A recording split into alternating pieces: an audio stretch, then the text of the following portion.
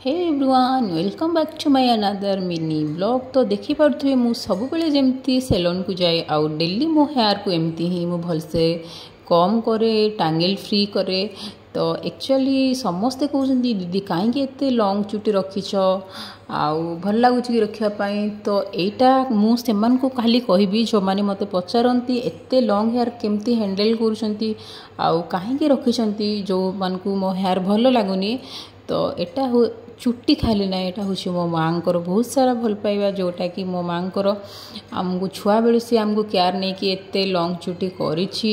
जेहेतु आम तीन भौणी आ तीन भौणी को जाकर हेयर आमर बहुत भल आउ मामांकर भी हेयर बहुत भल। बट एबे टिके जेहेतु टिके एज बढ़ुची हेयर भी टिके कमी कमी जाउची।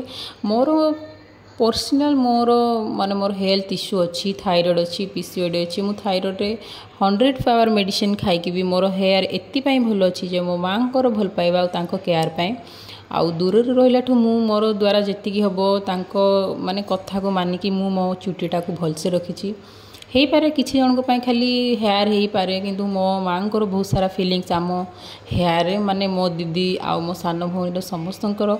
तो निज निज माँ कथा को भी टिके शुणु निजे भी जदि माँ को जदि इच्छा लॉन्ग छुट्टी रखापी जे तांको झील मैंने रखु देन आपण मैंने भी रखु आ कि नुआ नुआ टिप्स मत सब्सक्राइब करें।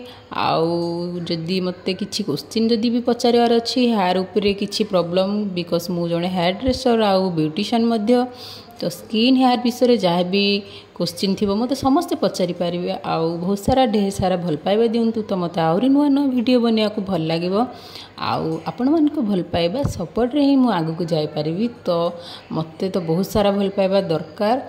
आउ देखि पारुथिबे एठी मोर ऑलरेडी चुट्टी कुंडा भी सरी जाइछि आउ मु टिके जल्दी सेलून पळे आसे बिकॉज मोर निजर मु हेयर को भलसे कुंडे देकी मोर जहाँ भी मॉइस्चराइजर वगैरह लगे कि मु मोर निज काम पाई रेडी हो जाए। मु केबे भी चुट्टी एमती खोला तो छाड़ेनी ड्यूटी आवर रे बस मु मोर जेतिकी बेले छाड़े मु बाहर जदि बुली जाउची कि जहाँ भी प्राय टाइम मु गोटे खुसा करी ही रोची कहीं आम कम एत सब करी रही पारिबानी। तो एमती जदि वीडियो मोर जदि क्या भल लगुच देखापी तो लाइक शेयर सब्सक्राइब करदे आउ शेयर मध्य करेंगे आउ कमेंट भी कले मुझे जापर को जगह को जाऊँ मो वीडियो आउ को मैंने देखुंत।